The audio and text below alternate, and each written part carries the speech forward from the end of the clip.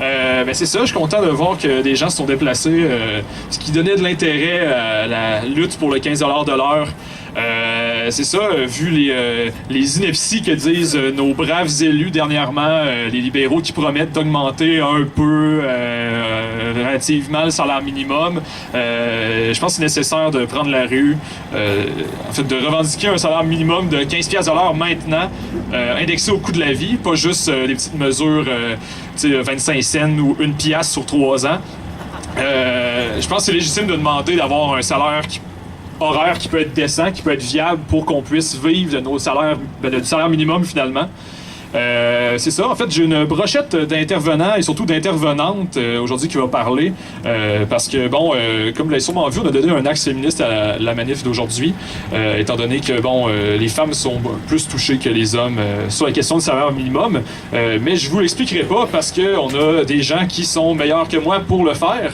Et notamment une membre du comité des femmes de l'Université Laval, on les a vus malheureusement beaucoup sur la scénette, malheureusement dans des mauvaises circonstances sur la scénette dernièrement, mais aujourd'hui c'est dans la joie qu'on a Roxane Lachance du comité des femmes de l'Université Laval qui vient nous parler.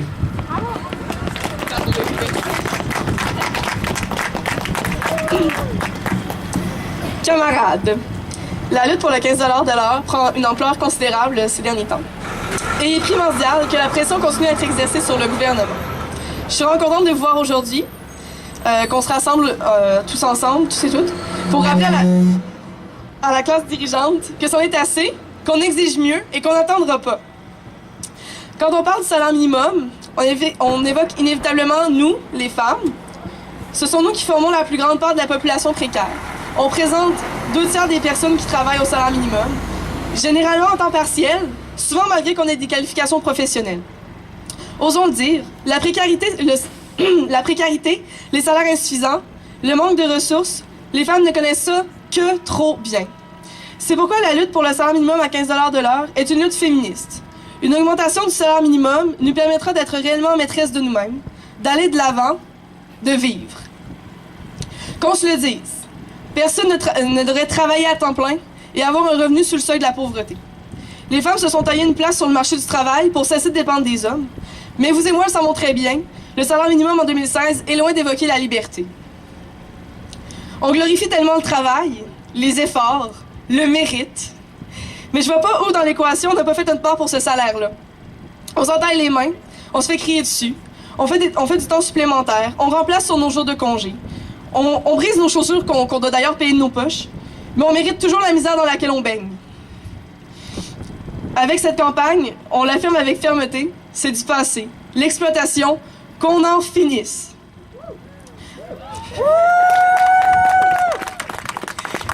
Donc aujourd'hui, le 15 novembre, on se rassemble solidaires. Comme on l'a déjà fait et comme on devra le faire tant qu'on n'aura pas été comprise.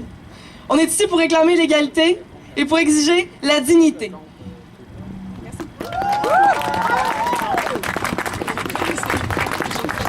Merci beaucoup, Roxane. Donc, je vais passer tout de suite au prochain intervenant. Je ne ferai pas des speeches entre les speeches. Il y a beaucoup de campagnes qui ont été lancées dernièrement, dont une qui est représentée ici, en plus de 15+, 5, 10, 15 qui sont dans le coin là-bas. Une campagne initiée par la CSN, la CSQ, la CSD, le Collectif Québec sans pauvreté, le Front de défense des non-syndiqués. C'est ça, j'en oublie dessus? Oui, parfait.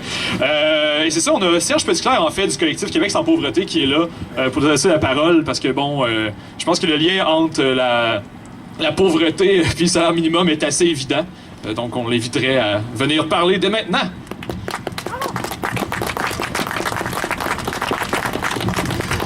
Avant de commencer, un petit message d'intérêt public.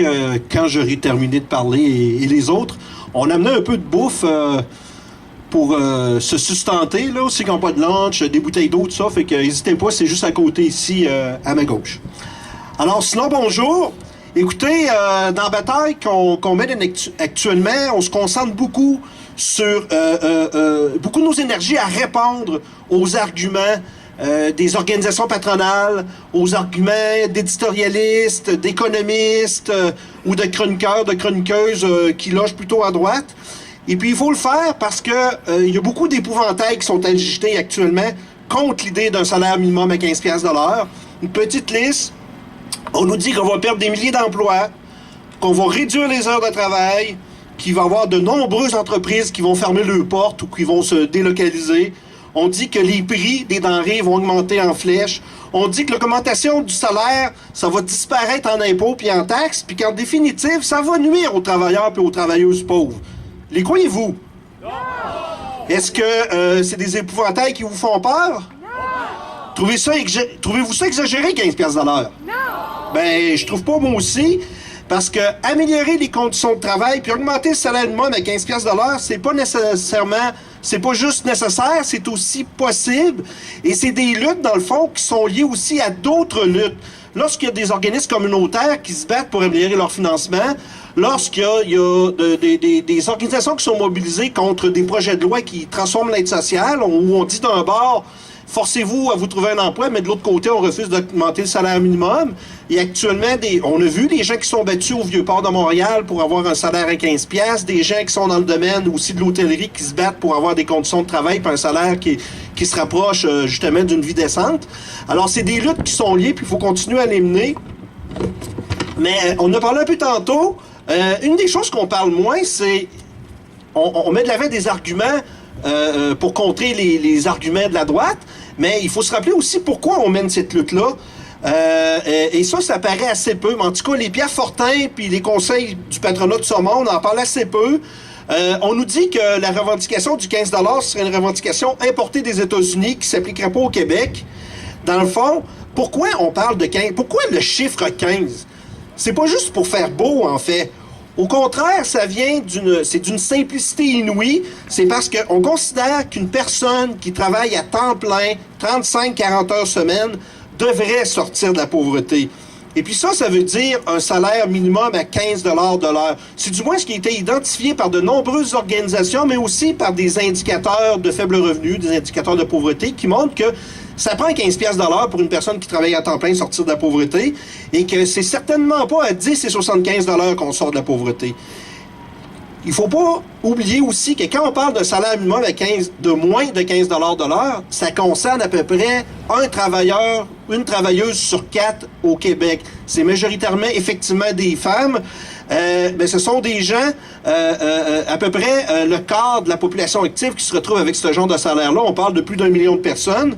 Et si ces personnes-là ne sont pas tous et toutes pauvres, parce que il y en a plusieurs, évidemment, peut-être la majorité qui ont des conjoints et des conjointes qui ont peut-être un emploi plus intéressant, mais il faut jamais oublier qu'une personne qui vit seule et qui a le salaire minimum, elle est pauvre, et que c'est une personne qui est en bas du 15 $ de l'heure, qui a subi une séparation, elle va s'appauvrir, cette personne-là. Et dans le fond, la question qui se pose, est-ce que c'est normal de travailler à temps plein au Québec actuellement puis de demeurer pauvre? C'est-tu normal, non? Ben c'est pour ça qu'on va continuer la bataille. Merci. Il y a de la bouffe là-bas.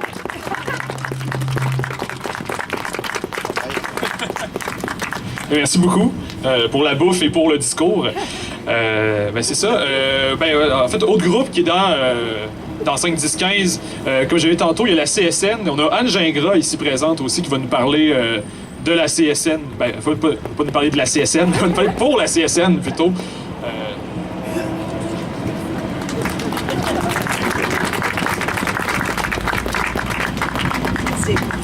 Alors, bonjour tout le monde. Juste vous dire, lors de notre dernier congrès, on a débattu avec les syndicats de la région de Québec-Chaudière-Appalaches au mois de juin et on a adopté une résolution pour justement travailler et lutter pour un salaire minimum au 15 $ minimum.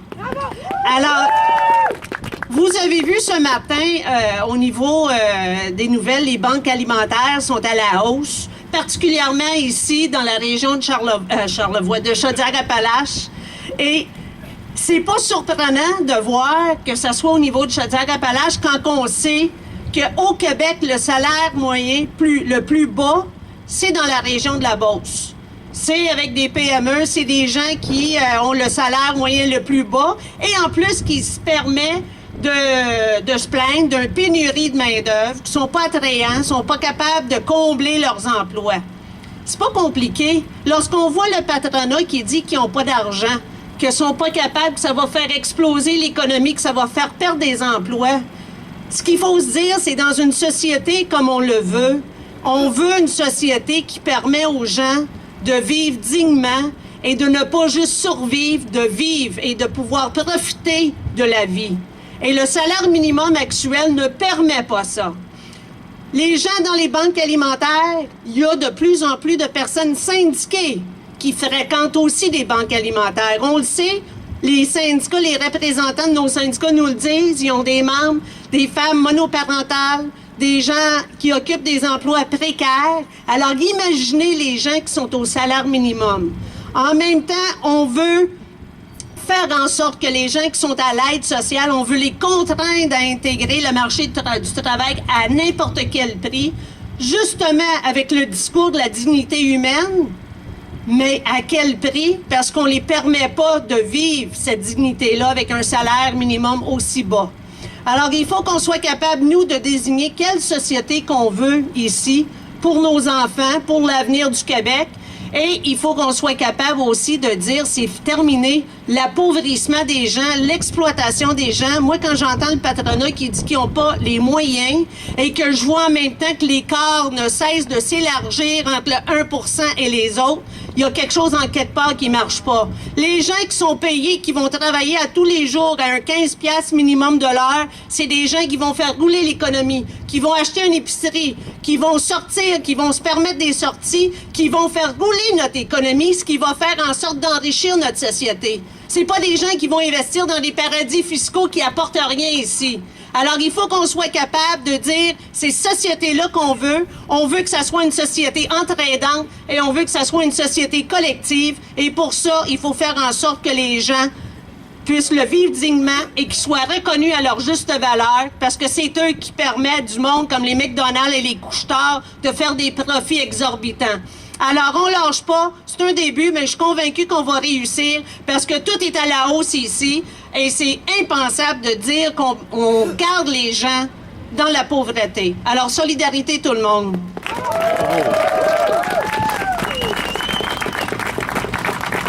Merci beaucoup.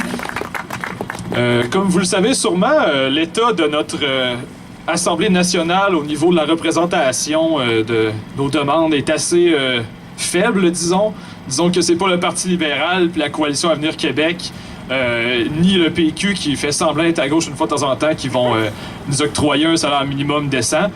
Par contre, il y a un parti qui possède 3 élus, 2 femmes, 1 homme en plus, et qui, lui, a décidé de pousser de l'avant une revendication qui nous semble tout à fait nécessaire, comme le 15$ de l'heure.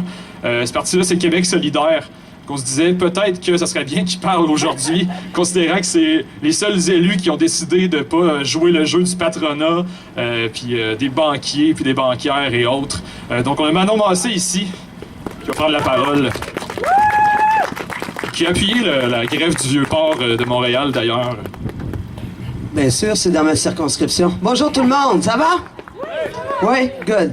Alors écoutez, c'est vrai que toutes nos revendications sont légitimes et celles du 15$ de l'heure, comme n'importe quelle autre, nécessitent que le peuple réaffirme jour après jour que c'est ça qu'on veut. Et c'est ça qui les dérange un petit peu actuellement de l'autre côté de la rue, parce que si on refait un petit peu l'histoire, là. Au mois d'avril, quand j'ai déposé une motion pour demander l'appui des autres partis pour avoir pour s'assurer qu'on atteigne un 15$ l'heure le plus rapidement possible, j'ai eu 0 appui. Il n'y a aucun parti qui m'a appuyé. Ceci étant dit, tout d'un coup, il y a un parti qui a saisi qu'il ne pouvait pas laisser passer cette vague-là. Puis, on le sait maintenant, le Parti québécois prône le 15$ l'heure d'ici 2022. Pour ce qui est de la CAQ, à tout seigneur, tout honneur, ils ont été à mes côtés lorsqu'on a demandé à ce que le gouvernement du Québec fasse une consultation publique sur la question du 15$ l'heure. C'est sûr que les libéraux ont choisi le mode de consultation privilégié, c'est-à-dire à porte fermée. Et c'est ce que d'ailleurs la ministre Vien ne cesse de nous répéter. J'ai posé des questions en chambre, etc. Elle ne cesse de me dire, je suis présentement en consultation et nous entendons. Bon, ils entendent qui? Je sais pas. Je sais que certains d'entre vous ont été consultés. Je sais que la Fédération canadienne des entreprises indépendantes a été consultée, Conseil du patronat, etc. Certainement M. Fortin aussi, puisque selon M. Fortin, les autres économistes, désolé Raphaël, sont des gens qui savent pas compter. C'est fou quand on compte pas comme eux autres, on sait pas compter. Avez-vous remarqué ça? C'est fascinant. Alors, tout ça pour vous dire que j'ai, au mois de, je me souviens plus quand, septembre, déposé une première plaquette de pétition avec 5500 signatures à ce moment-là. Et aujourd'hui, à l'Assemblée nationale, je vais déposer un autre paquet de signatures qui va nous mener à 22 000 signatures en faveur de l'augmentation du salaire minimum. Et pas dans 10 ans, pas dans 20 ans. Salaire minimum à 15 piastres, là, c'est là qu'on en a besoin. C'est le plus vite possible et ça urge. Et on n'est pas dupe. On voit bien comment notre mobilisation fonctionne. Et c'est là-dessus que je veux vous laisser.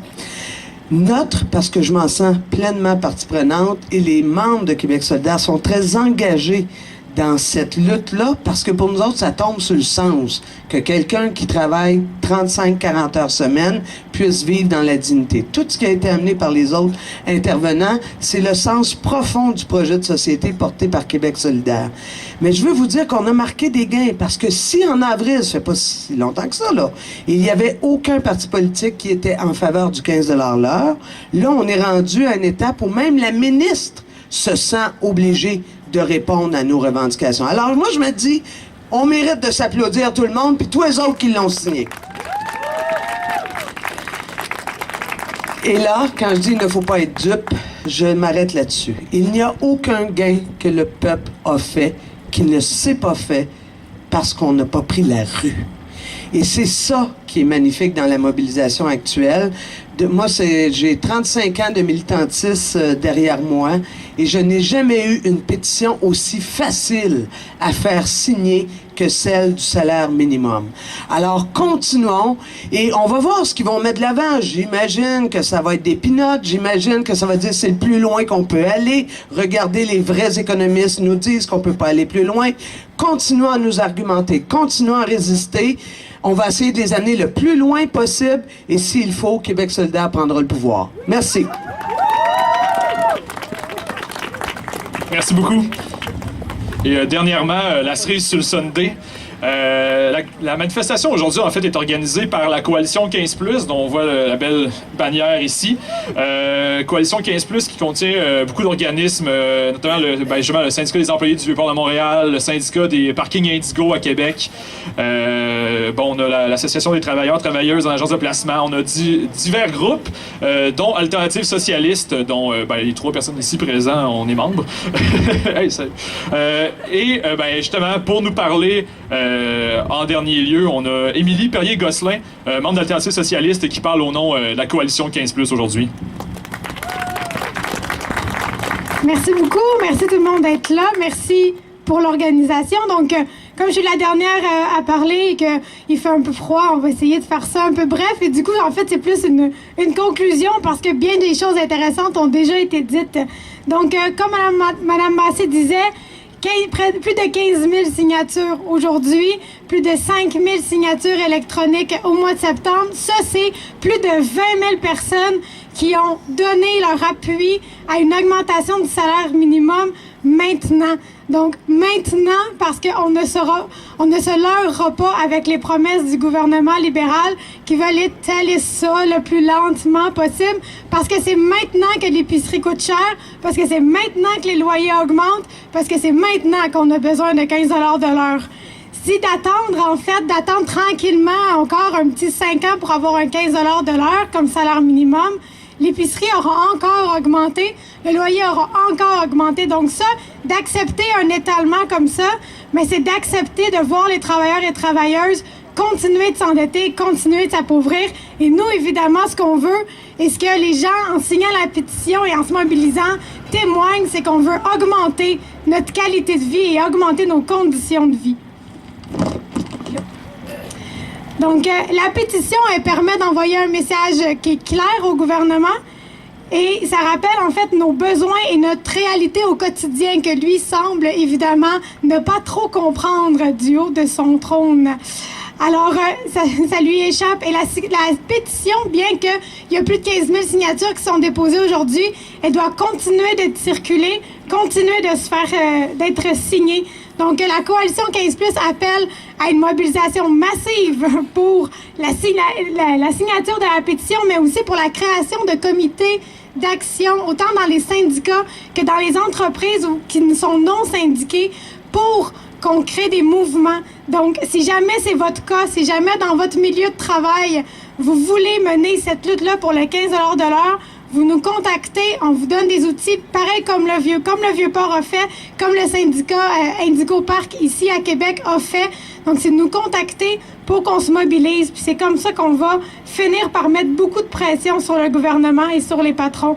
Donc, considérant que tout augmente sauf nos salaires, il faut se mobiliser puis il faut l'exiger, le salaire minimum à 15 $ maintenant. Merci beaucoup. Merci beaucoup. Juste un dernier mot avant qu'on prenne la rue puis qu'on montre notre volonté d'avoir un salaire minimum à 15 $ de l'heure maintenant. Je vous invite ce soir, 19h, il y a une conférence sur les 15 $ de l'heure donnée au Café Fou Allié à l'Université Laval, donnée par Auréliane juste là et Raphaël, économiste qui ne sait pas compter, aussi un prof de relations industrielles.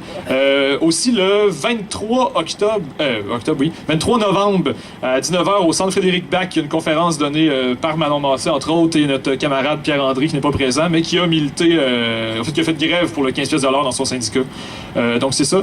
Laissez-nous juste 8 secondes qu'on se set pour la manif, puis on va aller visiter notre charmant ministère du Travail pour lui dire que notre travail, c'est pas de la chenoute, puis qu'on veut être payé comme du monde pour notre force de travail. Merci.